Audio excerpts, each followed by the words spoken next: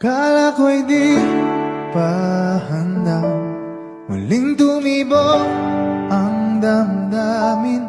Ngunit bigla kang dumating sa buhay ko.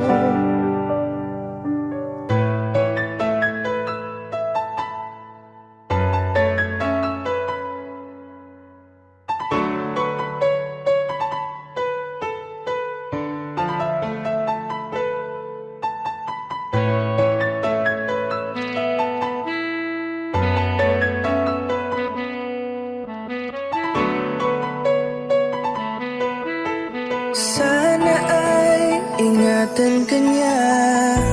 Hindi ko kayang makitang lumuluha ka. Kaya sobrang sakit sa akin na bitawan ka. Ngunit ngayon ay hindi na pwede.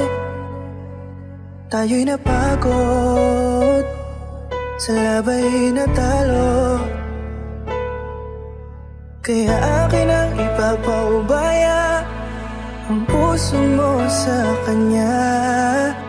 Alam ko naman na siya na ang gusto mo.